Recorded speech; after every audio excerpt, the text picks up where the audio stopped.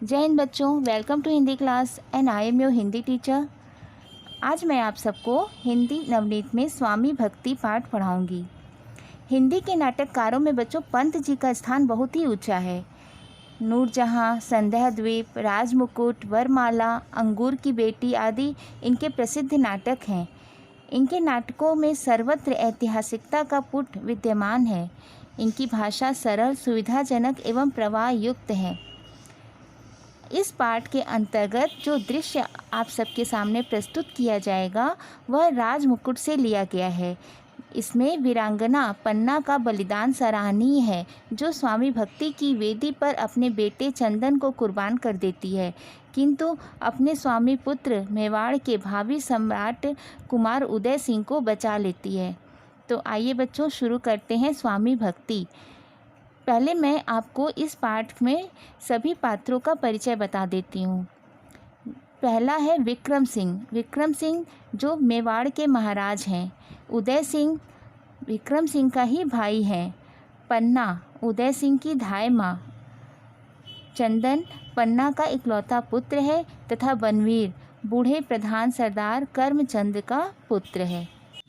उदय सिंह जो विक्रम सिंह का भाई है, उठते हुए धाय माँ पुकारते हैं और कहते हैं, यदि सरदारों ने कल प्रभात समय तक महाराज विक्रम सिंह को मुक्त न किया हो तो क्या होगा।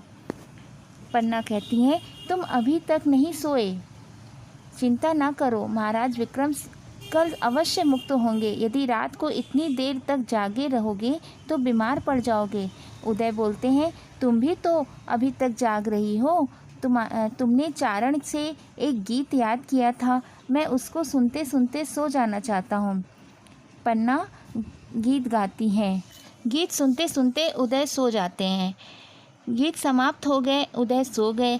फिर बच्चों, किसी के रोने की ध्वनि क्या महलों से आ रही है। ऐसा प्रतीत होता है कि जैसे कोई रो रहा हो। टोकरी में जूठे पत्तले और झाड़ू लिए बारी का प्रवेश। अचानक बारी प्रवेश करता है। बोलता है, पन्ना सर्वनाश हो गया। टोकरी भूमि पर रख देती है। पन्ना बोलती हैं, चंदन का सिर धीरे से भूमि पर रख घबरा उठती है। क्या हुआ बारी। बारी बोलता है, बनवीर ने कारागार में महाराणा विक्रम का वध कर डाला। पन्ना कहती है, हे भगवान, और रोने लगती है। बारी बोलते हैं, शोक छोड़ो, रोने का समय नहीं, अब वह उदय सिंह की हत्या करने यहाँ भी आएगा। पन्ना ने तुरंत उदय सिंह की रक्षा का उपाय सोचा और बारी से कहती हैं कि यदि कोई आशा है तो बताओ मुझे। बारी बोलता है, नहीं, घातक की दया पर छोड़ने के अतिरिक्त कुछ भी नहीं। पन्ना ने तुरंत अपना सीना पत्थर का बनाया और उदय को किसी प्रकार दुर्ग से बाहर ले जाने का विचार किया। बारी को से कहती हैं, बारी बोलता है, उदय को न पाकर बनवीर तुम्हें भी मार डालेगा। तुम्हारे बिना राजकुमार उदय कैसे जिएंगे, उनकी रक्षा कौन करेगा। फिर पन्ना अपने भाव बदलकर बोलती हैं, तुम उदय को यहीं रहने दो, मैं उसकी राह को रोक लूँगी, उसका हाथ झटक कर तलवार छीन लूँगी, तलवार के टुकड़े टुकड़े कर फेंक दूँगी। सावित्री ने यम के पंजे से अपने स्वामी को छुड़ाया था, क्या मैं मनुष्य के हाथ से अपने स्वामी के पुत्र को न छुड़ा सकूँगी। अवश्य छुड़ाऊँगी। बनवीर के हृदय में दया है, मेरा आदर करता है। बारी बोलता है, नहीं माँ, राजमुकुट पहनने के बाद वह पहले का बनवीर नहीं रह गया है। फिर पन्ना बोलती है, हे भगवान, क्या चित्तौड़ का वंश इस प्रकार समाप्त हो जाएगा। मेवाड़ के रक्षक देवताओं, कोई उपाय तो बताओ। एक दिन अबला अपनी बलि देकर भी स्वामी की रक्षा कैसे चाहती है। कुछ देर निस्तब्ध रहने के बाद वह विचार मग्न हो जाती है और कुछ समय बाद वह बारी से कहती है, तुम्हारी इस टोकरी में उदय को सुला देती हूँ। तुम सावधानी से दुर्ग के बाहर भाग जाओ और वहाँ नदी के किनारे शमशान में मेरी प्रतीक्षा करो। बारी बोलता है, यह तो फिर वही बात आई, बनवीर को क्या उत्तर दोगी। पन्ना बोलती है, मैं उसकी आंखों में धूल झोंक दूंगी। बारी बोलता है, किस तरह। पन्ना बोलती है, उदय की जगह किसी और को सुलाकर। बारी बोलता है, किसे सुलाकर। पन्ना फिर बोलती है, देख देख बारी, मेरी छाती बनवीर से भी कठोर हो गई है। बारी बोलता है राक्षसी माँ किसे सुला देगी। पन्ना बोलती है इसे, इस चंदन को, मेरे लाल को। बारी बोलता है मृत्यु की ममताहीन गोद में स्वामी के ऋण का ऐसा प्रतिशोध, तुम्हें प्रणाम है देवी।